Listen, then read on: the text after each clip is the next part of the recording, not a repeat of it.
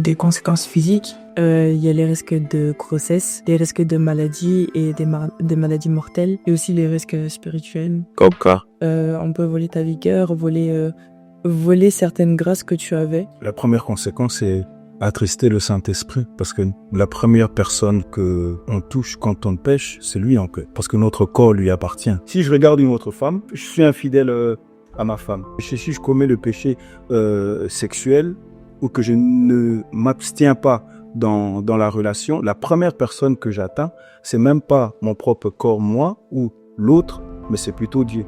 L'acte est cadré dans le mariage pour l'attachement, en fait, pour l'attachement et l'unité du couple.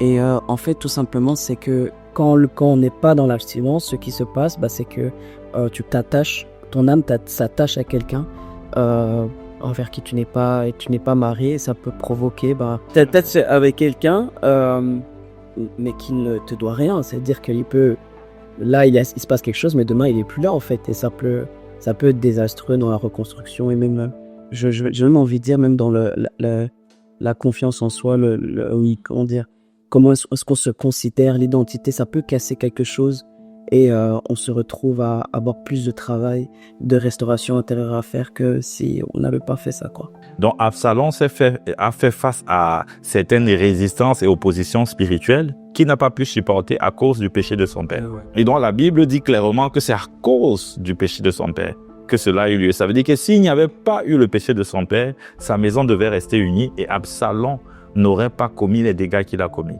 Donc il y a des répercussions à cause de tels actes. Et les répercussions à cause de tels actes, c'est parce que l'acte sexuel n'est pas un péché comme les autres. Il n'y a pas de plus grand péché, mais les péchés n'ont pas tous les mêmes conséquences. Or, et dans cette relation, ça veut dire qu'il y a toutes sortes de transferts d'esprit. Tu vas donc récupérer les combats de la personne, récupérer les liens, récupérer les voix, les réclamations, récupérer déjà tes petits combats. Tu n'arrives pas à t'en sortir. Tu vas porter les combats de quelqu'un d'autre. Donc, tu étais dans ta famille, avec les voix de ta famille. Tu n'arrives pas à trouver suffisamment de profondeur dans la parole pour pouvoir t'en sortir. À plus forte raison si tu rajoutes à ces combats d'autres combats. C'est pourquoi c'est dangereux. Or, dans le cas du mariage, même avec un incroyant, je ne dis pas à un chrétien d'aller épouser un non-croyant, mais je dis tu pourrais être marié, tu deviens chrétien ou chrétienne et ton mari reste incroyant pour le moment. Même dans ce cas-là, la relation est protégée parce que la relation se passe dans l'institution et elle est protégée. Alors que deux chrétiens qui le font hors de ce cadre, la relation n'est pas protégée et il y a toutes sortes de transferts d'esprit compliqués. Et c'est où la Bible dit qu'on va voler ta vigueur, de même que l'impudicité ne prenne pas racine dans ton cœur. Dès que l'impudicité prend racine, tu as ouvert la porte, même si tu n'as pas encore passé l'acte. C'est pour ça qu'on parlait des conséquences même de l'adultère dans le cœur. Ça peut être une pensée qui vient. Tu n'as pas donné accès. Mais si le soleil se couche sur cette pensée-là, tu as donné accès. Tu prends racine et après tu t'étonnes de voir les songes que tu as parce que tu as donné accès, de voir les combats, de voir la sécheresse qui s'installe, de voir une certaine poisse, tu dis qu'on t'a maudit au village, qui s'installe dans ta vie. Pourquoi? Parce qu'il y a un accès à cause des pensées que tu as laissées s'enraciner dans ton cœur et l'accès que tu as ouvert. Bonjour à tous, bonjour chers internautes. Aujourd'hui, nous allons aborder une thématique qui concerne, je dirais, tout le monde. C'est la thématique de l'abstinence. Mais nous allons zoomer sur l'abstinence avant le mariage. Donc, ça concerne beaucoup plus les célibataires et je pense également que les mariés pourront apprendre sur comment est-ce qu'ils peuvent eux-mêmes rester fidèles tout en étant mariés. Donc, n'hésitez pas à rester connecté. Je m'appelle le pasteur Alain Patrice et je suis accompagné de plusieurs intervenants avec des profils différents. Donc, chacun va se présenter et après, on commencera. Commencez par Patrick. Bonjour pasteur, bonjour tout le monde. Moi c'est Patrick. Je suis marié, père de 4 ans. Ok. Et marié depuis combien de temps? Marié depuis 16 ans. 16 ans, waouh. Bonjour à tous, bonjour pasteur. Moi je m'appelle Muriel et je suis célibataire. Célibataire. Muriel, on a une célibataire qui n'aura pas droit à la parole. On passe au prochain. Bonjour à tous, moi je me prénomme Dimitri, je suis célibataire. Ok. Bonjour à tous, Non, je suis célibataire. Ok, mais pourquoi, quand vous dites célibataire avec autant de tristesse? Mais c'est bien d'être célibataire. Je suis célibataire. Il faut montrer que célibataire, c'est bien d'être célibataire aussi. Ok. Bonjour à tous, mon cher Subel, je suis marié à une très très belle femme. Oh là là là là, bravo. Il se prépare parce qu'il sait que son épouse a suivi cette vidéo. Donc, c'est fait à dessein. C'est bien. Donc, comme je l'ai annoncé, nous avons parlé d'abstinence. N'hésitez pas à non seulement suivre l'émission jusqu'à la fin, mais surtout à partager cette vidéo à tous ceux qui autour de vous sont encore célibataires et même, pourquoi pas, à des maris qui ont besoin de recevoir des clés pratiques pour rester fidèles tout au long de leur mariage. Donc avant, il y a une question qui est importante. Je pense qu'il y a plusieurs points de vue. Moi, j'ai ma vision concernant l'abstinence et la non-abstinence. La question, c'est de savoir à quel moment est-ce qu'on peut dire que quelqu'un n'est plus dans l'abstinence? Est-ce que c'est lorsque deux personnes, fiancées ou non, se touchent, s'embrassent, ou lorsque les deux passent à l'acte sexuel? Donc, à quel moment est-ce qu'on parle de non-abstinence? Donc, les personnes ne sont plus gardées, les personnes ont finalement péché. Je ne sais pas, je donne la parole à qui veut la prendre, qui a... En tout cas, dites ce que vous pensez. Je pense que chacun a pense quelque chose du point. Ben, moi, je pourrais commencer. Merci pour la parole, pasteur. Je pourrais me baser sur le verset de Luc 1, 26. Quand l'ange Gabriel vient voir Marie, on présente Marie comme étant la jeune vierge, fiancée à un homme. Donc, ils étaient fiancés et la Bible précise qu'ils n'habitaient pas encore ensemble. Donc, je conçois ça de cette manière, à savoir que il y a certaines choses qui sont propres à la relation et que la fiancée ne peut pas donner au fiancé et qu'on le donne simplement dans le cadre du mariage. Ok. Donc, comme on parle de l'acte sexuel, moi je dirais que ça, quand on est fiancé, même le bisou sur la bouche. Ok. Pourquoi? Parce que je me réfère aussi à la parole, bon, je n'ai pas la référence, mais qui dit que le corps de la femme appartient au mari. N'appartient pas au fiancé, n'appartient pas à l'ami, mais au mari. Donc, la jeune amie ou le jeune homme ne peut pas donner ce qui est réservé au mari, à l'ami ou à la fiancée. Ok. En tout cas, c'est un point de vue. Comme vous l'avez dit, pour lui, la non-abstinence commence à partir du bisou sur la bouche. Même pas de l'embrassade, du bisou sur la bouche. Ok, bon. Quelqu'un d'autre veut prendre la parole? Moi, je vais essayer aussi. Bon, c'est que les mariés qui parlent. Oh là là. Oh, les célibataires, là. Je pense que la Bible ne parle pas explicitement de ça, mais comme tout à l'heure Patrick disait, la Bible dit le corps, l'homme et la femme ont droit les uns aux autres à leur corps dans le cadre du mariage. Donc ça veut dire que avant le mariage, cela n'existe pas. Et j'aimais, je sais plus qui la personne qui l'a dit. En fait, la Bible c'est un livre de sagesse et très spirituel, parce que le fait simplement même de donner un bisou sur la bouche peut entraîner des émotions, réveiller des choses qui peuvent conduire très très loin et même sortir de ce cadre. C'est pour ça, par mesure de sagesse et par mesure de précaution, tout simplement, ne pas aller même jusqu'à là, même le bisou. Donc c'est pour ça que on va remarquer même que dans les cérémonies de mariage, l'officiant demande officiellement au marié d'embrasser la mariée. Donc ça veut dire qu'on suppose que avant ça, ils se sont jamais embrassés. Et donc c'est comme ça que moi je définirais alors cette période d'abstinence avant le mariage. Ok. Bon, les deux points se rejoignent. Bon, là, on n'a que les maris qui parlent. On va dire que je suis un peu déçu, là.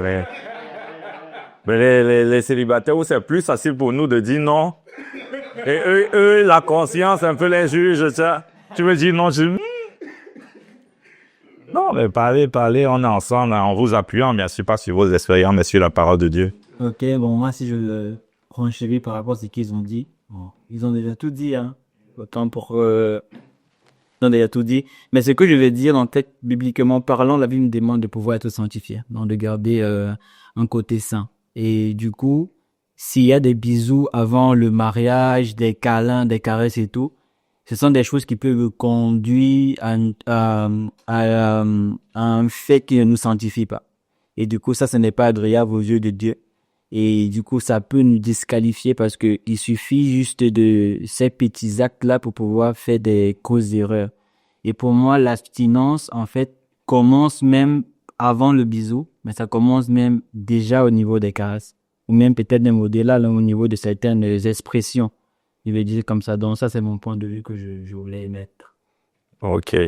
Donc, on peut ne plus être abstinent lorsqu'on utilise un certain langage, certains mots. Bon. C'est ça? Ok, donc toi, tu soutiens ça? Moi, je soutiens ça. Par exemple de mots, par exemple. Exemple de mots, je sais pas si je vais pouvoir trouver un exemple, mais je suis assez d'accord avec ce qu'il est en train de dire dans le sens où les paroles peuvent activer aussi quelque chose de moi qui ne doit pas s'activer à ce moment-là et qui peut mener justement à la non-abstinence.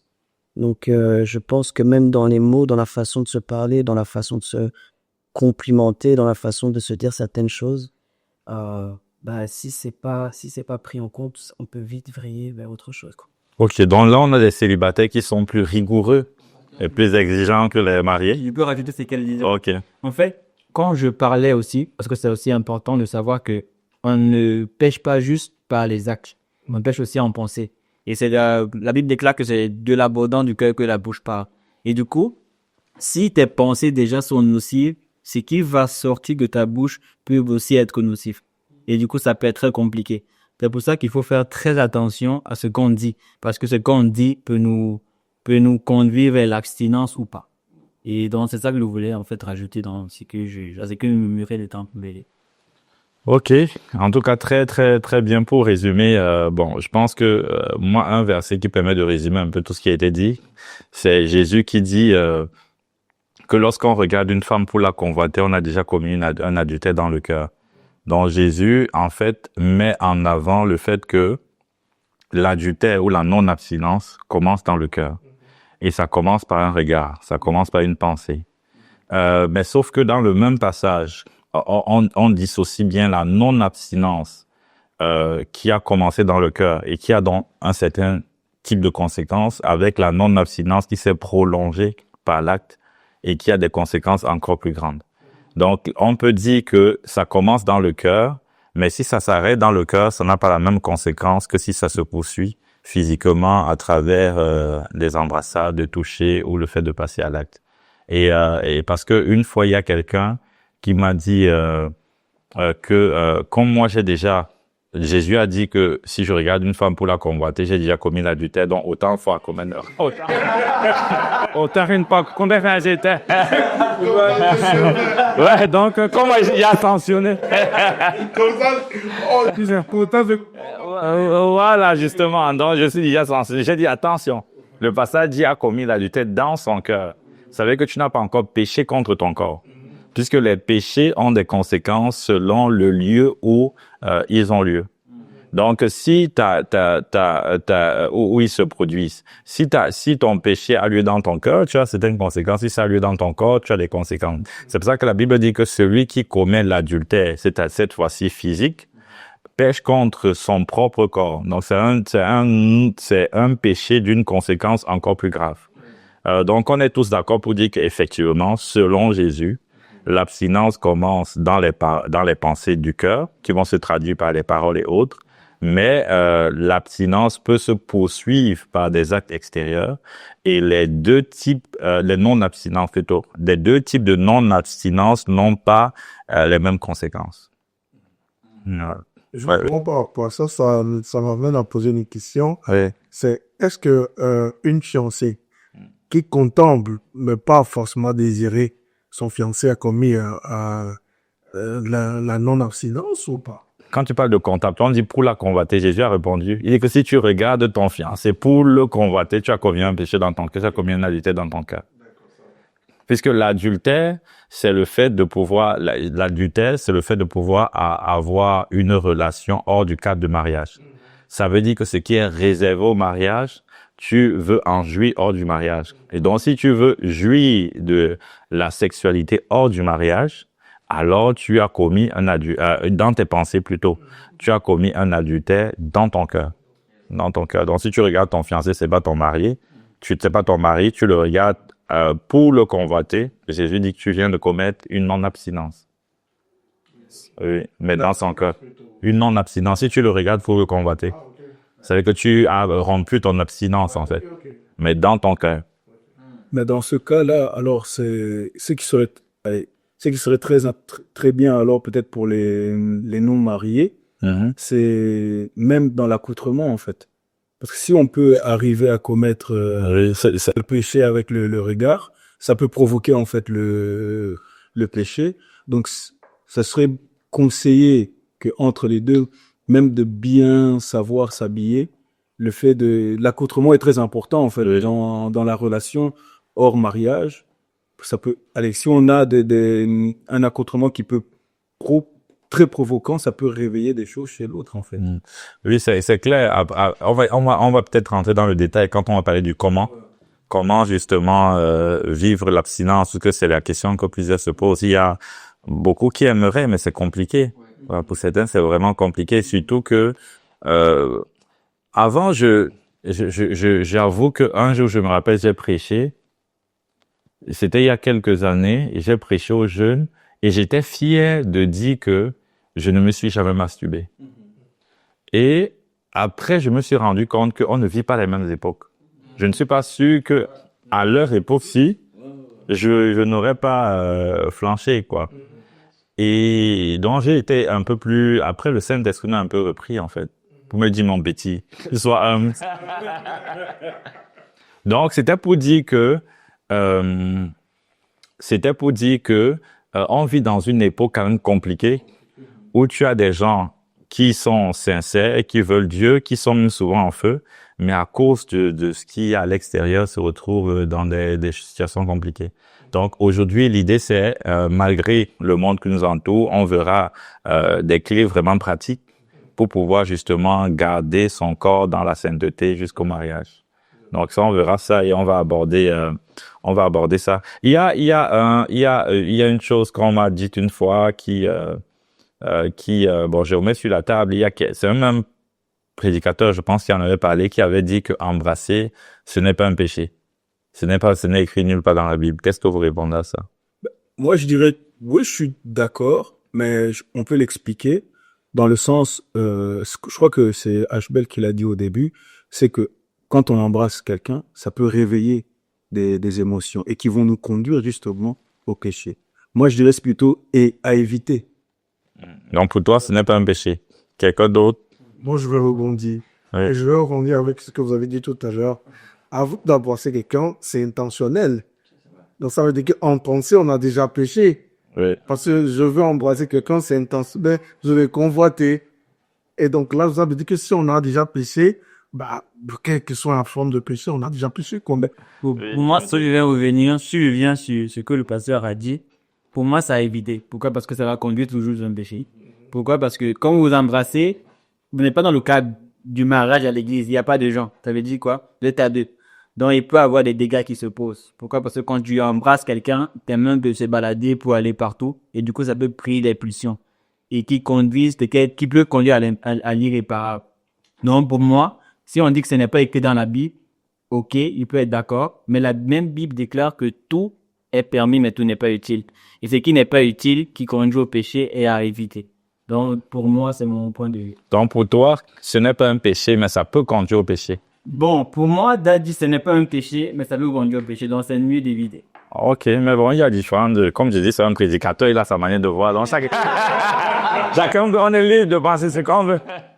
Non, mais moi, je rejoins le point de Ashbel, hein, puisque c'est ce que Jésus dit. Jésus dit que si tu regardes pour convoiter, tu as déjà commis un péché. Donc, pour moi, il m'est difficile, Après ça, quelqu'un peut dire qu'il y a un extraterrestre qui peut le faire. Mais les humains que je connaisse, il est difficile que deux personnes se désirent au point de s'embrasser sans avoir commis l'adultère dans leur cœur. Tu vois, donc du coup, ça veut dire que c'est un péché en fait, parce que là, c'est même consommer même déjà le péché. C'est-à-dire que là, tu as déjà l'adultère dans ton cœur, mais tu es déjà en train de le consommer.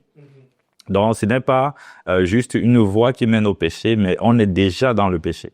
En fait, on était même déjà dans le péché avant. Et puis, ce que moi je dis souvent aux fiancés, c'est de considérer leur relation comme de bons amis qui sont en train de construire un projet commun. Et ce que tu ne peux pas faire avec un bon ami, ne le fais pas avec ton fiancé. Donc, si tu peux embrasser... Le fait, Eric. Allez, vite. OK, ben, embrassez tous. Embrassez tous. Mais si tu ne veux pas embrasser, puisque le Seigneur, la Bible ne prévoit aucun autre cadre, tu vois, pour vivre des choses exceptionnelles que le mariage. Ça veut dire que tout, hormis le mariage, tout ce que tu fais à côté, tu peux le faire avec d'autres personnes. Tout ce que tu fais à côté, tu peux le faire avec tout sans exception.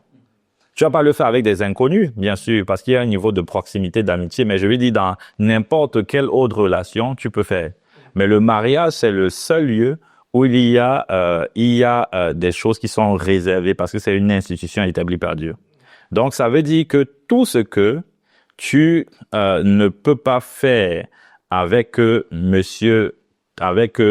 frère à l'église, tu ne peux pas le faire avec ton fiancé. Tout. Si tu peux aller à un restaurant avec ton fiancé, tu peux aller avec un frère à l'église sans que ce ne soit péché, quoi, même s'il faut rester sage. Après, c'est pas le même niveau de relation, mais tout ce que tu peux faire avec lui, tu devrais pouvoir le faire avec quelqu'un d'autre. Et si tu fais une chose avec lui que tu ne peux pas faire avec quelqu'un d'autre, alors tu ne dois pas faire cette chose. Et c'est l'indication. C'est pour ça que je dis souvent aux gens, bon, OK, comme ce n'est pas un péché, va embrasser tes parents. Oui, c'est pas un péché, va embrasser tes parents, va les embrasser. Va embrasser tel frère ou telle sœur de l'église. Donc, c'est juste pour dire que, pour moi, c'est un non-débat, quoi. Donc, voilà. Donc, maintenant qu'on a fait le tour, donc on a vu qu'il y a deux types de non-abstinence. Il y a la non-abstinence qui se produit dans le cœur. Il y a la non-abstinence qui se produit à l'extérieur. Et donc, la non-abstinence qui se produit dans le cœur, c'est lorsqu'on regarde quelqu'un pour le convoiter. Et lorsque cela se traduit par des actions physiques comme l'embrassade, les attouchements ou le sexe, là, c'est une non-abstinence qui devient physique. On est d'accord. Sauf que les conséquences ne sont pas les mêmes. Donc, si quelqu'un a une non-abstinence dans le cœur, qui ne se dise pas, bon, autant on en finit une fois. Non, les conséquences ne sont pas les mêmes. Et d'ailleurs, est-ce qu'on peut parler des conséquences aux différents niveaux, hein, des conséquences de la non-abstinence? Qu'est-ce que ça produit comme conséquence d'après vous? Que ce soit spirituel, émotionnel, relationnel et... Bon, si je peux parler. OK. Bon, comme... Après toi, on donne la parole à Naomi. Non, quoi? Comme conséquence, il peut y avoir plusieurs, mais je vais prendre l'exemple de quelqu'un dans la Bible qu'on appelle Joseph. OK. Pourquoi? Parce que la Bible déclare, je prends dans Romains 12:1, que je vous exhorte à être des sacrifices vivants, je pense. 12:1, oui. À vous offrir. À vous offrir comme des sacrifices vivants, ça veut dire quoi? Ça veut C'est dire... agréable. Ouais. C'est lui, en fait, qui vit dans l'abstinence d'être une personne qui est une personne que Dieu agrée, c'est-à-dire une personne qui adore Dieu. Et comme conséquence d'une personne qui n'adore pas Dieu, ça peut lui permettre de pouvoir raquer sa destinée. Parce que quand je parlais de Joseph, je parlais dans le cadre où Joseph était une personne qui était appelée à être gouverneur en Égypte. Mais suite à une situation qui s'est passée chez Potiphar, parce que la Bible déclare, dans Genèse 39, qu'il a eu à renoncer à coucher avec la femme de Potiphar. Pourquoi? Parce que s'il couchait avec la femme de Potiphar, il allait commettre une faute qui allait peut-être le retirer ce que Dieu voulait lui donner en fait dans les années futures. Et du coup, comme conséquence, ça peut soit retarder ta destinée, soit bannir ta destinée. Pour moi, comme une conséquence de non-abstinence. OK. Merci pour ta contribution, Dimitri. Naomi? Et je vais plus parler des conséquences physiques. OK. Il y a les risques de grossesse, des risques de maladies et des maladies mortelles. Et bon, dans les risques physiques, en tout cas, c'est ce que je peux voir. Et aussi les risques spirituels. Comme quoi? Je sais qu'il y a la vigueur. On peut voler ta vigueur, voler certaines grâces que tu avais, qui partent. Bon, après, j'y connais pas trop non plus dans le domaine. Ah, mais il faut t'y connaître dans le domaine, hein. C'est où il faut se muscler, là. Faut s'exposer à... Sinon, ça peut être compliqué demain. Ok, merci beaucoup, Naomi. Il y a quelqu'un qui voulait compléter quelque chose? Bah, moi, je peux dire, la première conséquence, c'est attrister le Saint-Esprit. Parce que la première personne que on touche quand on pêche, c'est lui en fait. Parce que notre corps lui appartient. Donc, je pense que la première personne qu'on va recevoir, moi, par rapport à mon expérience personnelle, à chaque fois, en fait, que quand je vais, comment je peux mesurer que quelque chose est un péché, c'est, je regarde, si cette chose, je peux le faire, la conséquence, je prends l'exemple de l'infidélité, je me dis, quand si je regarde une autre femme, je pêche, ou ben non, je suis infidèle à ma femme. Ça veut dire que quand je fais quelque chose que le Seigneur, ou voilà, si je commets, en fait, si je suis infidèle, je ne le suis pas vraiment envers ma femme premièrement, je le suis envers Dieu. Donc ça veut dire c'est un peu comme avec si je commets un péché, si je commets le péché sexuel ou que je ne m'abstiens pas dans la relation, la première personne que j'atteins, c'est même pas mon propre corps moi ou l'autre, mais c'est plutôt Dieu. C'est comme ça rejoint un peu la prédication que tu as donnée hier quand tu dis que le premier contrat que l'homme ou la femme a dans l'engagement du mariage, c'est premièrement avec Dieu. Donc, ça veut dire que même dans le rapport amical ou de fiancé, ben, même là encore, comme on est dans un processus de mariage qui est institué par Dieu, le garant de cette alliance est toujours Dieu. Je pense que même l'amitié est quand même une alliance. Donc, ça veut dire que si je ne m'abstiens pas dans ce domaine-là, en fait, je pêche je contre Dieu. Donc, j'attriste. Des conséquences, c'est premièrement ma relation avec Dieu, en fait, qui est déjà touchée, en fait. Ok. Merci pour la contribution, Miro, tu voulais réagir? Je résume. Je voulais un peu me dire sur une conséquence au niveau de l'âme, pour dire que l'acte en soi, Dieu la vient dans le mariage, parce que c'est, vous le prêchez souvent pendant les mariages, c'est pour justement, l'acte elle est cadré dans le mariage pour l'attachement, en fait, pour l'attachement et l'unité du couple. Et en fait, tout simplement, c'est que quand on n'est pas dans l'abstinence, ce qui se passe, c'est que tu t'attaches, ton âme s'attache à quelqu'un envers qui tu n'es pas marié. Et ça peut provoquer. D'ailleurs, ça me fait penser à une chanson que une influenceuse a sortie récemment qui est sur le Gouma. En fait, tu t'attaches avec quelqu'un, mais qui ne te doit rien. C'est-à-dire qu'il peut là, il se passe quelque chose, mais demain, il est plus là, en fait. Et ça peut être désastreux dans la reconstruction et même, j'ai même envie de dire, même dans la confiance en soi, comment dire, comment est-ce qu'on se considère, l'identité, ça peut casser quelque chose et on se retrouve à avoir plus de travail, de restauration intérieure à faire que si on n'avait pas fait ça, quoi. Ça. En tout cas, merci. Merci pour les contributions. Si je résume, donc ce que vous avez dit, c'est très très pertinent. On a parlé des conséquences déjà spirituelles.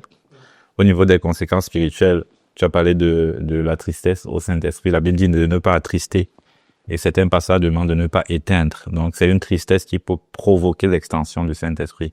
Et quand on parle du Saint-Esprit, on parle de la dimension du feu de l'Esprit. Donc, beaucoup de personnes, quand quelqu'un se livre à ce type d'acte, la personne se vide de son feu. Donc, il y a une certaine vigueur spirituelle, une passion pour Dieu, un zèle pour Dieu qui disparaît. Voilà, il y a une sécheresse qui s'installe. Beaucoup de personnes qui, pas tous, beaucoup de personnes qui connaissent qui sont dans des déserts profonds et durables sont souvent dans une situation de péché de la chair.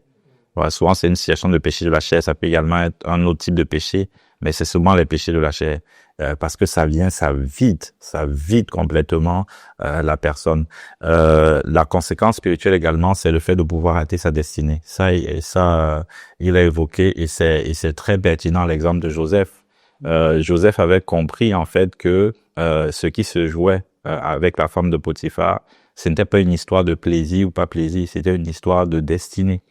Et en refusant, malgré le fait qu'il était loin, en Égypte, il n'y avait pas il n'y avait pas ses parents, ses frères, il n'y avait pas le cadre religieux qui encadrait, qui régissait dans son pays, qui régnait dans son pays. Donc il était un peu, on va dire, à l'abri des regards, mais pour autant il avait conscience des enjeux spirituels. Et il avait conscience que certains actes peuvent avoir des impacts sur notre destinée, sur notre vie. Et on voit même que l'acte de David a également eu des impacts sur sa destinée.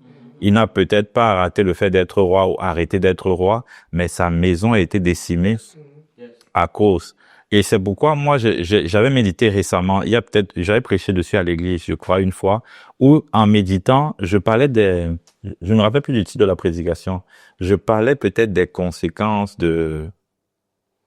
où je parlais de Absalom, et j'ai eu plus compassion, on va dire compassion entre guillemets d'Absalom, parce qu'on dit que Absalom était le résultat de la désobéissance de David. Ça veut dire que je me rappelle pas de la prédication, mais c'était vraiment très très poignante. Et bon, c'est pas parce que c'est moi qui ai prêché, vous savez. Je dis qu'elle était poignante parce que moi-même ça m'a édifié. Donc quand je préparais le message, moi j'étais vraiment béni.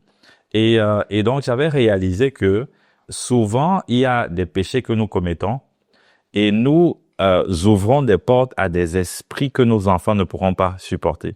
Donc Absalom a fait face à certaines résistances et oppositions spirituelles qu'il n'a pas pu supporter à cause du péché de son père.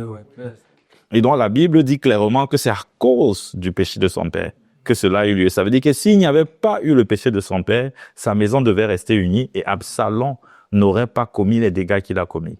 Donc il y a des répercussions à cause de tels actes. Et les répercussions à cause de tels actes, c'est parce que l'acte sexuel n'est pas un péché comme les autres. Il n'y a pas de plus grand péché, mais les péchés n'ont pas tous les mêmes conséquences. L'acte sexuel, la Bible dit dans 1 Corinthiens 6 au verset, je crois, 16, que celui qui s'attache à la prostituée ou à la femme étrangère, à la prostituée, est un seul corps avec elle. Donc, ça veut dire qu'il y a vraiment une fusion qui s'opère. Quand on parle de la prostituée, c'est pas celle qui va coucher avec les hommes n'importe comment. C'est toute personne qu'on connaît hors du cadre du mariage. Tu vois, c'est celle, on parle de la femme étrangère quand on veut parler de prostituée dans ce terme. C'est-à-dire une femme qui est étrangère à l'alliance. Une femme qui n'est pas dans le cadre de l'alliance. Et donc, ce qui est dangereux, c'est que le seul moment ou le seul cadre où Dieu protège les relations sexuelles, c'est le mariage. C'est un peu comme si tu es avec quelqu'un, on te laisse à l'extérieur d'une maison qui n'est pas protégée et on vous demande de dormir là-bas. Ben, là-bas, vous êtes exposé au danger, au vol, etc. Et puis, il y a deux personnes à qui on demande de venir dormir dans une maison. Et là, vous n'êtes pas exposé, vous êtes protégé. Tout ce que vous faites dans le cadre de cette maison, vous êtes en sécurité. C'est pareil, l'acte sexuel, lorsque vous le faites hors du cadre du mariage, vous êtes exposé parce que Dieu ne protège pas cette relation. Or, et dans cette relation, ça veut dire qu'il y a toutes sortes de transferts d'esprit. Tu vas donc récupérer les combats de la personne, récupérer les liens, récupérer les voix, les réclamations, récupérer déjà tes petits combats. Tu n'arrives pas à t'en sortir. Tu vas porter les combats de quelqu'un d'autre. Donc, tu étais dans ta famille, avec les voix de ta famille. Tu n'arrives pas à trouver suffisamment de profondeur dans la parole pour pouvoir t'en sortir. À plus forte raison si tu rajoutes à ces combats d'autres combats. C'est pourquoi c'est dangereux. Or, dans le cas du mariage, même avec un incroyant, je dis pas à un chrétien d'aller épouser un non-croyant, mais je dis tu pourrais être marié, tu deviens chrétien ou chrétienne et ton mari reste incroyant. Pour le moment, même dans ce cas-là, la relation est protégée. Parce que la relation se passe dans l'institution. et elle est protégée. Alors que deux chrétiens qui le font hors de ce cadre, la relation n'est pas protégée et il y a toutes sortes de transferts d'esprit compliqués. Et c'est où la Bible dit qu'on va voler ta vigueur. Quand il y a le transfert, donc il y a d'abord les transferts des combats. La troisième chose en termes de conséquences, parce que la relation n'est pas protégée, tout ça, tu ouvres un accès au diable. La Bible dit ne donnez pas accès à l'ennemi. La Bible dit que la colère ne se couche pas sur ta colère. Et que le soleil ne se couche pas sur ta colère. Et il dit ne donnez pas accès au diable. Quand il dit que le soleil ne te couche pas sur ta colère, c'est pas je me mets en colère en journée et puis la nuit je décide de pardonner. C'est pas ça. C'est que la colère ne prenne pas racine dans ton cœur. Donc, il veut parler de la longévité de la pensée de la colère. Et il dit que la colère ne prenne pas racine. Parce que lorsque la colère prend racine dans ton cœur, tu donnes un accès. De même que l'impudicité ne prenne pas racine dans ton cœur. Dès que l'impudicité prend racine, tu as ouvert la porte, même si tu n'as pas encore passé l'acte. C'est pour ça qu'on parlait des conséquences même de l'adultère dans le cœur. Ça peut être une pensée qui vient. Tu n'as pas donné accès. Mais si le soleil se couche sur cette pensée-là, tu as donné accès. Tu prends racine et après tu t'étonnes de voir les songes que tu as, parce que tu as donné accès, de voir les combats, de voir la sécheresse qui s'installe, de voir une certaine poisse, tu dis qu'on t'a maudit au village, qui s'installe dans ta vie. Pourquoi? Parce qu'il y a un accès à cause des pensées que tu as laissées s'enraciner dans ton cœur et l'accès que tu as ouvert. C'est pourquoi c'est effectivement dangereux de pouvoir...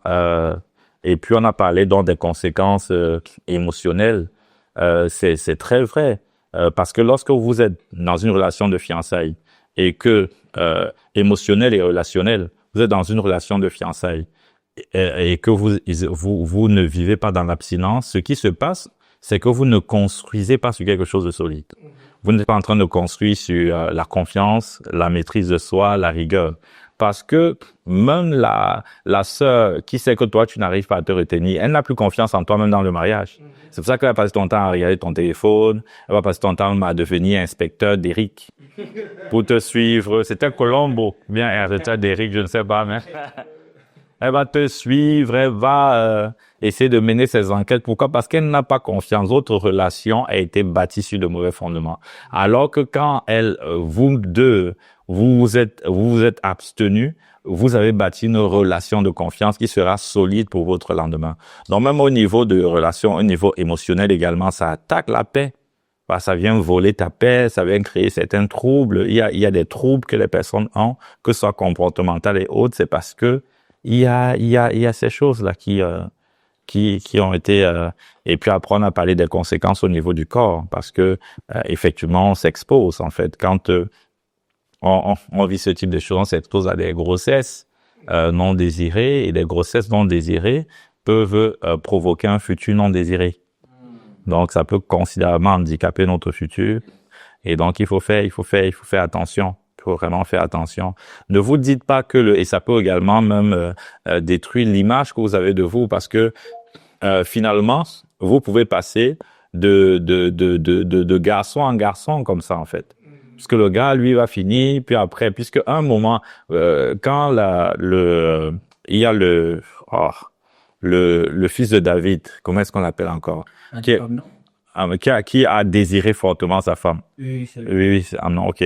Il a désiré fortement sa femme, et quand il a, sa sœur, sa demi-sœur, et quand il a couché avec elle, la Bible dit qu'il était pris d'un dégoût. Tu vois, et c'est parce que le diable, lui, veut juste vous détruire, hein. Oui. Des gens vont coucher avec toi, et puis, c'était une relation qui était bénie de Dieu, mais elle se détruit simplement parce que vous avez ouvert des portes. Et puis, les personnes ne comprenaient pas comment, il y a un esprit de division, de colère, il y a des choses qui s'installent, et puis, voilà, il y a certaines personnes en tout cas qui ne se marient pas alors qu'elles ont des relations parce que quand elles ont des relations, elles ouvrent des portes à des esprits qui mettent du dégoût, de la division, etc. Donc il faut faire très attention à la non-abstinence. C'est très et on parlait du fait que nous sommes le temple du Saint-Esprit et comme nous sommes le temple du Saint-Esprit, il est directement concerné par ce que nous faisons de ce temple-là. Nous ne nous appartenons pas à nous-mêmes. Ce corps ne t'appartient pas. Quand tu l'utilises de cette façon, c'est comme si on te met dans un endroit, dans une porcherie, et on te dit tu dois y habiter. Le Saint-Esprit ne veut pas que son temple soit une porcherie. Il veut que ce soit un endroit bien rangé, un endroit propre, un endroit sain. Et pour qu'il puisse être à l'aise, se mouvoir, ne pas être triste ni éteint. Et qu'il puisse se déployer convenablement et accomplir ce que le dessein, le conseil divin a arrêté pour votre vie. Donc, non-abstinence. Abstinence plutôt. Mais ça, moi, j'ai une question. Oui, vas-y. Au vu de toutes ces conséquences-là, dans le cas où quelqu'un, justement, a bravé l'abstinence, qu'il est rentré dans l'abstinence à cause de toutes ces conséquences, est-ce que ça veut dire que maintenant, elle est obligée d'épouser le type, bien, la fille avec qui elle a... Je dirais même quand ils sont arrivés, ils doivent se reposer la question s'ils doivent même continuer parce que les deux ne sont pas crédibles. Les deux ne sont pas crédibles. Et non, les conséquences ne doivent même pas nous amener à vouloir forcément nous marier. Mais les conséquences, le fait d'avoir passé l'acte doit nous amener à nous interroger. C'est pas, il ne faut pas se condamner parce qu'on l'a fait. Parce que Dieu est un Dieu de grâce. Voilà, Dieu est un Dieu de grâce. La grâce de Dieu n'efface pas toujours toutes les conséquences. Il peut avoir des conséquences qui vont rester. Voilà, comme toutes les conséquences, Dieu peut vraiment essayer de miséricorde. Et donc, dans le cadre de sa miséricorde, Dieu peut de manière souveraine et balayer toutes les conséquences. Mais la miséricorde de Dieu ne répond pas juste au fait de nous pardonner. Il nous pardonne, c'est sa grâce, en fait. Mais la miséricorde, c'est il fait à qui il veut. Il y a des personnes qui peuvent tomber déjà tout balayer. Mais même la miséricorde de Dieu a une date d'expiration. Voilà, donc il faut pas juste parce que Dieu fait preuve de patience. Ça veut pas dire que la patience avalise un style de vie. C'est juste ce que je veux dire. Quand je dis de date d'expiration, c'est juste pour dire que la miséricorde de Dieu, elle dure à toujours. Ses bontés durent à toujours. Mais ça ne veut pas, quand on parle de durer à toujours, veut dire qu'il est vraiment patient envers nous. Mais il ne faut pas utiliser sa patience comme comme s'il était bête. Voilà, comme s'il était bête et comme si nous n'avons pas assumé les conséquences de nos actes. Donc, quand on se répand sincèrement, Dieu nous pardonne, Dieu nous purifie, selon que sa parole le dit, et Dieu nous accorde une seconde opportunité de vivre en accord avec sa parole. Donc, il ne faut pas se culpabiliser, il ne faut pas regarder au passé. Dieu peut faire que tout soit nouveau aujourd'hui. Maintenant, par rapport à la relation, quand on est tombé, il faut demander pardon et puis se réinterroger, ou plutôt prendre, si on est convaincu qu'on est vraiment fait ensemble, prendre des dispositions pour que ça n'arrive plus. Et c'est donc où on pose notre troisième question sur comment faire pour rester dans l'abstinence jusqu'au mariage. Donc là, c'est la question. Okay. Question ouverte. Bon, c'est ça, là, tu voulais parler avant? Bon, vas-y. Bon, commentaire. Bon, moi, je vais donner quelques exemples là. Pour rester dans l'abstinence, pardon, le mot il est compliqué quand même. Avant le mariage, pour moi, il faut être suivi. Il faut être suivi par des aînés, par des personnes qui ont déjà une certaine expérience, parce que ceux qui sont déjà dans le mariage, c'est qui est sûr, ils ont eu à dire déjà quelques difficultés avant le mariage. Donc, comme point que je veux émettre, c'est le suivi par un aîné, que ce soit un responsable de l'église, que ce soit un coach, que ce soit vraiment une personne qui nous impacte de façon positive afin que nous ne puissions pas tomber dans la non-assistance. Ah, non, ça c'est bon. Tomber dans l'abstinence. Tomber dans la non-assistance. Dans la non-assistance. Moi, je peux ajouter aussi quelque chose. Oui. Par rapport, comme deuxième point, en fait, je parlerais aussi de pas se mettre dans la tentation non plus. Choisir un cadre, des dispositions qui feront qu'on ne va pas tomber. Ah, ça tu as retenu, hein? Ah, ça c'est bien. Donc, éviter de se voir seul, éviter de faire des discussions la nuit, de faire des appels pendant la nuit. Et vraiment, se savoir où il y a du monde, éviter tout ce qui est évitable dans les vies pour le mieux, en fait. Ok, je te dis que si un faux type vient te dire le contraire, tu me dis et je règle son compte avec amour et douceur. Ok. Bon, moi, je dirais, dans un premier temps, il faut d'abord faire le choix. Parce que c'est d'abord un choix. On peut choisir vraiment vivre en abstinence et puis il y a quelqu'un qui peut dire si ça arrive que j'y arrive, c'est bien. Si ça n'arrive pas, tant mieux. Et tant pis. Donc, d'abord, il faut vraiment faire un choix. Et de deux, le pasteur dit quelque chose tout à l'heure où il dit on est dans une génération où c'est plus compliqué de pouvoir respecter un certain nombre de choses. Et ça m'a amené à pouvoir penser à quelque chose, c'est que, en fait, vu qu'on est dans une saison où c'est plus compliqué, ça veut dire que ça nous demande plus encore de prière, plus encore de consécration. Parce que aujourd'hui, bon, les efforts que eux ils vont faire hier face à un certain nombre de choses, aujourd'hui, nous, on doit faire plus parce que notre environnement ne nous facilite pas la tâche. Et aussi d'être conscient de cela. Et comme Dimitri a dit, d'avoir quelqu'un qui sait te dire, mon gars, ne va pas là. Ça, on ne fait pas. Il faut être honnête, il faut être franc, être avec cette personne-là. De ne pas avoir de réserve. Dire à la personne, vraiment, hier, j'étais dans une situation compliquée ou bien je suis en train d'arriver à une situation compliquée. Je dis, gars, ne va pas là-bas. Gars, prends ce chemin-là. Et puis, ça te permet, ça te protège face à un certain nombre de choses. Et aussi demander la miséricorde et la grâce de Dieu pendant cette période. Parce que si c'est seulement par nos forces, par notre intelligence, on va pas y arriver. C'est vraiment la grâce et la miséricorde de Dieu. Ok. Il y a quelqu'un qui veut compléter? Oui. Moi, je vais plutôt donner, depuis tout à l'heure, on parle beaucoup de couple, mais aussi l'abstinence en tant qu'individu, tout seul. Bon, on a des célibataires qui sont pas encore mariés. Donc, Qui te dit qu'ils ne sont pas encore? Non, mais révèle. Marié, Révèle. mais Dimitri va être, j'ai vu tout à l'heure, si long, il est censé pouvoir les aider. Ça, parce que la génération la génération ne sait pas, hein. Moi, je ne mets plus ma main au feu, hein. Il est pas encore venu voir les aînés. Non, mais compagnie, là, on ne sait pas, hein. On ne sait pas. oui, donc je vais donner, c'est vrai que comme il dit Ashbel, on est dans une génération, c'est hyper sexualisé. Donc, on a du sexe un peu partout, même pour une publicité. Et je donne un exemple personnel. Moi, je suis beaucoup de trucs de fitness. Et sur Instagram, je suivais beaucoup ça, en fait. Et à un moment donné, je me suis rendu compte dans mon fil d'actualité, à l'heure actuelle, même des gens pour faire du fitness, soit même les hommes, soi-disant l'homme, l'homme, il enlève le haut. Et les femmes, c'est beaucoup bikini, maillot et tout ça. Et donc, j'avais beaucoup de trucs comme ça dans mon fil d'actualité. Ce que j'ai fait, j'ai retiré les réseaux sociaux. Premièrement, j'ai retiré Instagram. J'avais commencé par Facebook, j'ai retiré Facebook. Et après, j'ai vu que je savais vivre sans ça. Pour Snapchat, j'ai retiré TikTok, j'ai retiré Instagram. C'est aussi un peu connaître ses faiblesses. C'est un peu comme on a vu tout à l'heure, je crois, l'exemple de Dimitri en disant que Joseph n'est pas resté là. Quand la femme de Potiphar l'a tenté, il a fui.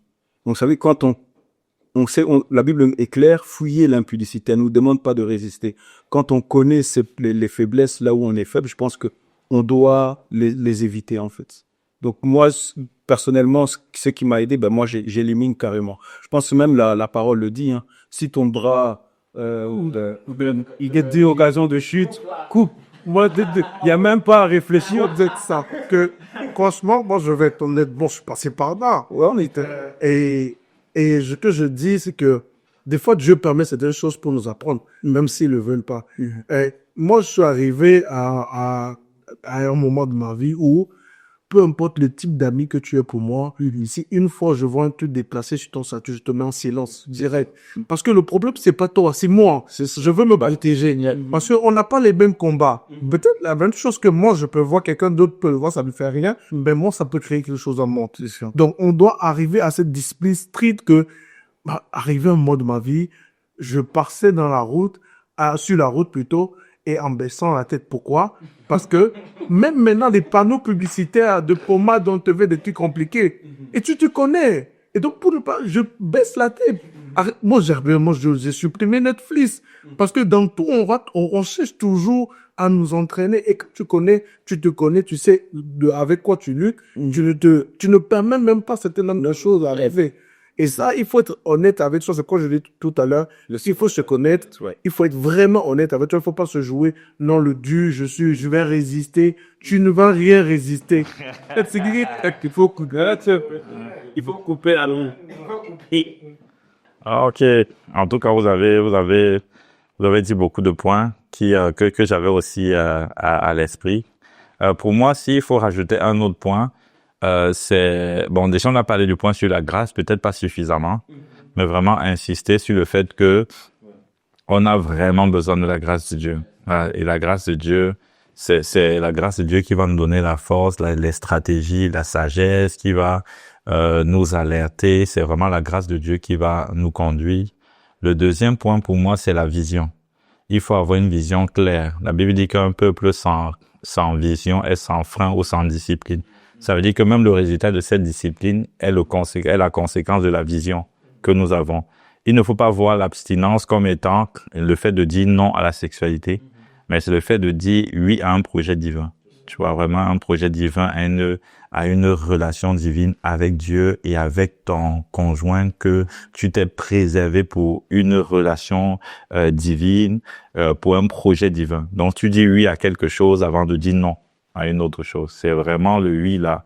On aime Dieu tellement qu'on veut qu'il se sente à l'aise dans le temps qu'on est. Et c'est d'avoir le oui à cette relation divine et le oui à un projet divin de mariage. Un mariage qui sera sur de bons fondements avec quelqu'un qui a honoré le conjoint en se préservant. Et c'est pourquoi la Bible dit que le mariage soit honoré de tous, et même que le lit conjugal soit exempt de toute souillure. Et l'honneur qu'on a au mariage, c'est avant le mariage. C'est comment est-ce qu'on se prépare pour rentrer dans cette institution. Et ça, c'est d'abord un point sur la vision. Et donc, ça, c'est important. La troisième chose, et vous l'avez évoqué, c'est la discipline. Et il n'y a vraiment pas ça. J'aime souvent dire que la véritable maturité spirituelle, ce n'est pas notre capacité à résister. Tu vois, souvent on a l'impression que plus tu es grand spirituellement, plus tu sais résister.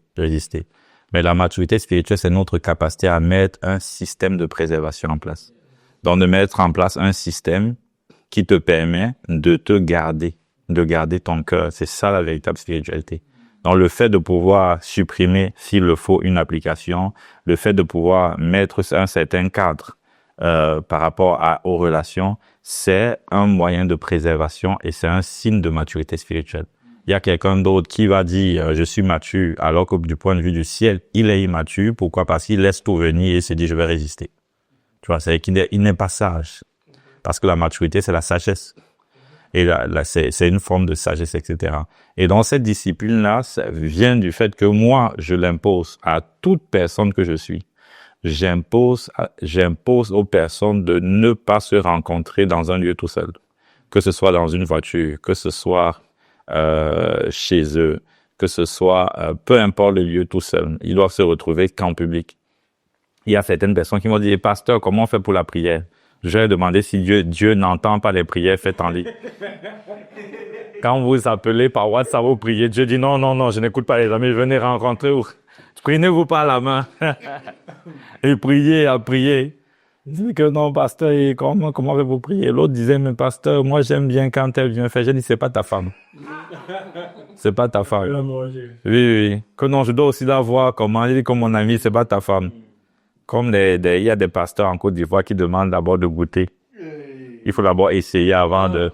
Ne cite pas le nom de la personne. Ne cite même pas son nom. Ne cite même pas son nom parce que Donc non, il faut d'abord vivre l'expérience un peu maritale. Et donc, certaines personnes veulent que la femme vienne, montrer qu'elle sait bien s'occuper de lui. Parce que ça, mon ami, même si la fiancée vient faire tout ça, tout le monde peut bien faire pendant les fiançailles. Donc, ça ne veut rien dire. Donc, par mesure de précaution de sécurité, vous aurez tout le temps pour profiter après le mariage. Le mariage, c'est pas une histoire ou une aventure de 1 an. C'est une alliance qui dure tant que les deux parties sont sur la terre. Et donc, il vaut mieux prendre le temps pour bien rentrer dans le mariage. Ça ne sert à rien de courir. Il faut être discipliné, il faut être sérieux, il faut être rigoureux. Donc moi, j'interdis ça à tous ceux qui me demandent un accompagnement et je vous recommande vraiment de le faire. Alors, si vous êtes fiancé, vous êtes en cheminement, imposez-vous ces limites-là. Et si l'autre conjoint ne veut pas respecter ces limites, ça veut dire qu'il n'est pas sérieux. Et s'il n'est pas sérieux, ça ne sert à rien d'aller plus loin. Et c'est vraiment important de de pouvoir s'imposer. Et puis, Dimitri a parlé d'un point qui est très important, c'est le fait d'avoir des personnes qui suivent, des grands frères, des aînés ou des pères. Et ça, c'est vraiment important parce que la Bible dit que quand Jésus-Christ est venu, les gens l'ont rejeté, ont rejeté la lumière. Pourquoi? Parce que leurs œuvres étaient mauvaises. Ça veut dire que les œuvres des ténèbres n'aiment pas la lumière. Or, lorsque vous parlez de manière ouverte à quelqu'un, il y a un certain nombre d'œuvres des ténèbres qui ne seront pas votre partage. Donc, parce que les œuvres de ténèbres n'aiment pas la lumière. Et la lumière, c'est le fait de pouvoir dire, parler, s'ouvrir, s'exposer. Et donc, ça, c'est important. C'est pourquoi dans les relations, quand deux personnes viennent me voir pour dire qu'elles veulent être accompagnées, moi, je veux leur dire, il faut que l'autre soit libre de tout me dire. Sans ton accord, sans ta validation. Donc, l'autre peut venir tout me dire. Donc, quand tu as fait une proposition indécente, elle peut venir me dire. Bah, quand tu as fait ceci, elle peut venir me dire. Elle peut tout me dire. Et c'est pas parce que je veux être au courant de ta vie. J'ai tellement de choses, mon ami. Que ça en dépendait, c'est juste pour votre bien. J'ai pas besoin d'être au courant de ta vie ou de contrôler ta vie. C'est pas ça le but. Mais le but, c'est de pouvoir mettre la lumière dans votre relation pour vous donner des armes supplémentaires afin que vous ne puissiez pas franchir. Et donc, ils sont libres de tellement me dire que quand ce sont des plus jeunes, ce qui se passe, c'est qu'on a un rendez-vous par mois où ils fixent ce que j'appelle, on va dire que c'est un peu très entrepreneurial. On définit ce que nous on appelle des indicateurs, des KPI. Donc, vous ne devez pas vous appeler au-delà d'une certaine heure. Vous devez pas faire comme ça, vous devez faire ceci. Et point par point, ils me disent s'ils ont respecté ça. Yes. Donc, on se rencontre point par point. Ils me disent, on n'a pas fait ça, on n'a pas. Et j'étais content de voir ces deux jeunes qui ont un peu la vingtaine et qui m'ont dit, il y a un qui voulait inviter l'autre à un restaurant. La personne conduit. Mais comme moi, j'avais dit, vous ne vous retrouvez pas seul.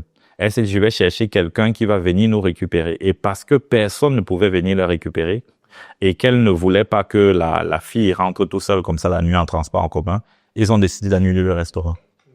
Moi, j'ai dit, c'est bien ça, les enfants, c'est bien, c'est bien. C'est bien, ils ont décidé d'arrêter.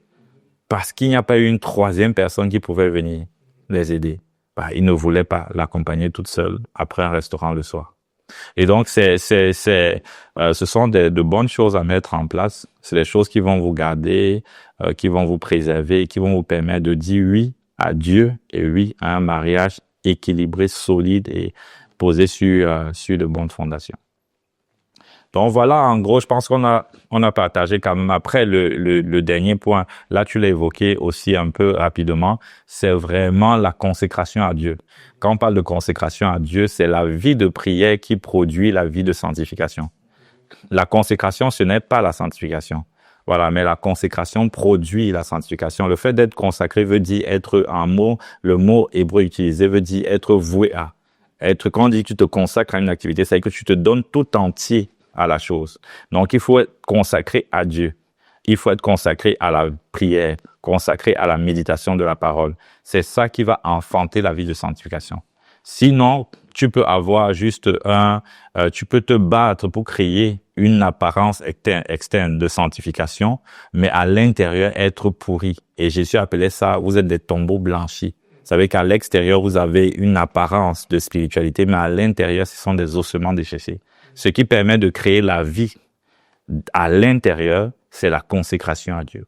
Et lorsque tu es consacré à Dieu, il y a une vie qui coule de Dieu jusqu'à toi et qui vient alimenter ta vie, ton cœur, garder, nettoyer, te donner vraiment de la vigueur, et tout cela va se refléter par une véritable vie de sanctification qui commence par l'intérieur et qui se poursuit jusqu'à l'extérieur. Donc voilà, ce sont les points qu'on pouvait partager pour vous encourager, vous outiller afin que vous puissiez mener une vie de sanctification. Et l'abstinence n'est pas démodée. L'abstinence est à la mode, mais c'est à la mode dans le royaume.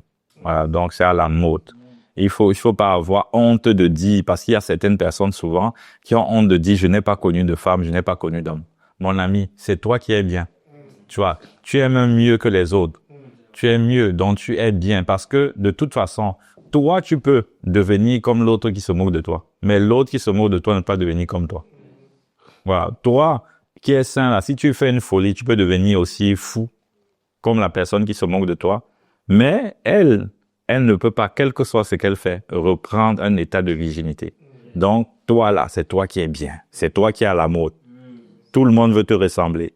Donc, ne laisse pas les gens autour de toi te blaguer. Voilà. L'abstinence est à la mode. Yes. Oui. Est-ce que quelqu'un a une question? Sinon, on va s'arrêter là. Et puis, si jamais vous avez des questions, vous qui écoutez l'émission, n'hésitez pas à les mettre en commentaire. Et si vous voulez poser une question à l'un de vous, et si vous avez vu, on a dit qu'il y a des célibataires parmi nous aussi.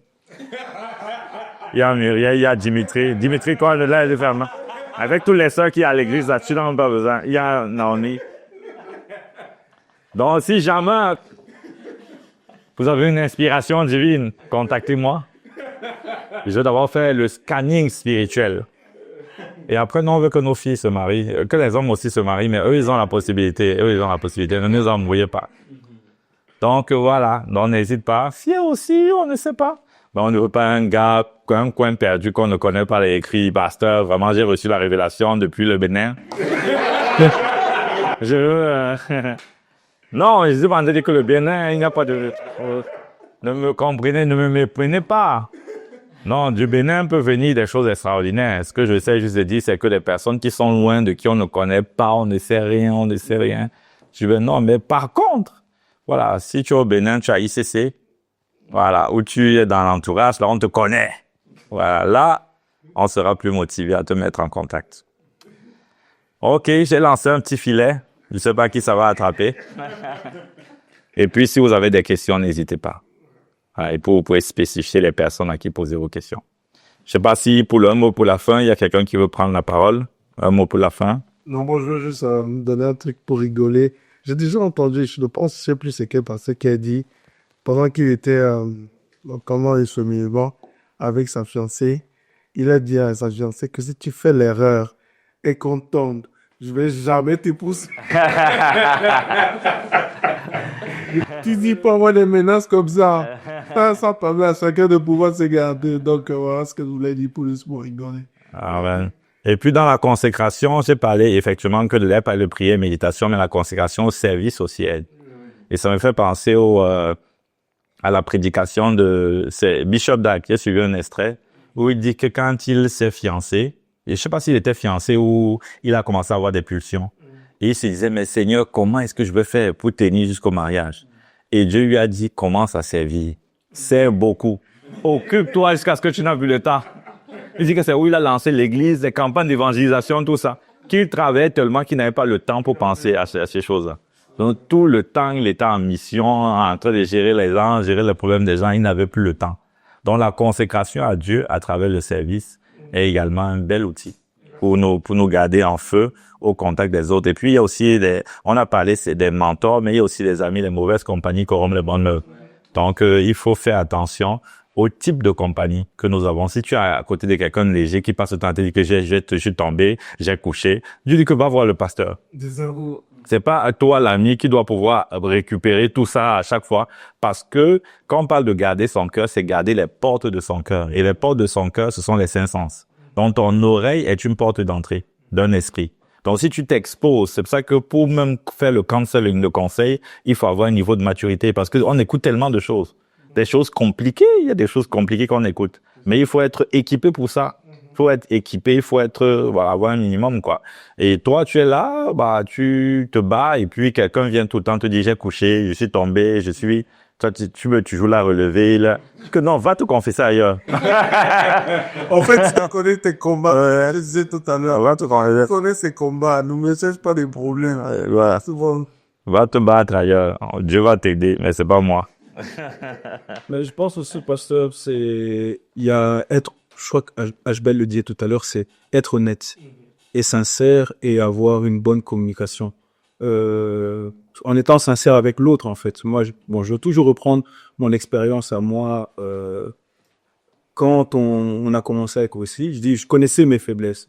Je savais que moi, je venais du monde et je sais tout ce que j'avais vécu et aussi les liens qui étaient dans ma famille. Déjà, j'avais déjà conscience de voir, je sais d'où je viens, je sais avec quoi on lutte déjà dans la famille. Et donc, c'est être honnête avec l'autre, en fait, et de lutter. Je lui disais toujours que tu dois me préserver, en fait. Non seulement par tes prières, ta consécration au Seigneur, et aussi, à savoir aussi, la manière de s'habiller. Donc, je dis... Ah oui, on n'est pas revenu dessus. Ouais. Insiste alors dessus, si les amis. Les sœurs insistent. Préserve-moi, en fait. Parce que justement, pour éviter, c'est vrai que nous, les hommes, on a, les femmes, je crois que tu l'as même dit encore hier, les femmes sont beaucoup plus émotionnelles. L'homme a besoin de ça. Et donc, on peut facilement tomber dans ces choses. Donc, c'est être honnête avec son ami et de lui dire, voilà, préserve-moi, en fait. Évite certains styles vestimentaires qui pourront être une pierre d'achoppement et qui vont réveiller certaines choses chez moi, en fait. Donc, non seulement prie pour moi, soutiens-moi dans la prière et préserve-moi, en fait. Parce que si tu me préserves, ben, on se préserve l'un et l'autre et on ne tombe pas, en fait. Ouais. Et même plus généralement, donc lui parlait de dans le cadre de sa relation de fiançailles, mais il faut préserver les hommes autour de les sisters. Préserver les hommes, habillez-vous bien. Tu vois, il y a des sœurs qui viennent même à l'église, elles mettent des habits, elles mettent un haut moulant sans soutien-gorge. Tu vois le bout des seins. Si c'est vrai. Non, c'est vrai. Nous, c'est un truc de... Oui, tu vois le bout de... Oui. Donc, préserver. Et la Bible dit, malheur à qui est une occasion de chute. Ça veut dire que quand tu fais ça, tu es en train de devenir une occasion de chute pour un bro. Souvent, le frère ne va peut-être pas tomber avec toi, mais il va rentrer chez lui se masturber. Il va rentrer chez lui ou peut-être des idées, des pensées, au lieu de suivre le culte. On envoie un message puissant. Il pense au sein qu'il a vu à l'entrée. Il y a un combat, lui. Oui. Et la Bible dit malheur. Malheur, ça veut dire que celui qui est une occasion de chute pour les fils de Dieu, ça attire une malédiction. Avec il y a des blocages compliqués, il y a des portes fermées, il y a des choses compliquées souvent qui se passent dans nos vies. On accuse le grand-père qui est au village parce qu'il a une dent. Alors que ce sont nos attitudes, dont la manière de nous habiller, qui sont la raison de ces portes fermées. Donc, il faut faire attention. Alors, dans les sisters, faites attention à la manière dont vous habillez. Ils disent souvent que non, on les accuse. Mais on vous demande pas de les habiller comme, voilà, les grands-mamans portaient les robes, mais il y a une façon de s'habiller, classe, mais bien. Oui, et la Bible dit que ça doit être décent. Décent. La Bible donne les caractéristiques du bon habillement. Voilà, un bon habillement, ça doit être pudique, ça doit être décent. Tu vois pas qu'il ne va pas avoir un habillement qui expose ton corps de manière, voilà, je sais pas ce que je vais dire, parce que bon après il y a des bros où on a même si la femme met même le, je sais pas le voile, il va quand même glisser quoi. Là, lui il a un problème au niveau du cœur. Ça. Pour lui là il y a déjà une porte qu'il a ouverte. Oui, ça veut dire que l'impudicité a déjà pris racine. Ça veut dire que le soleil s'est déjà couché sur les pensées impures qu'il a eues.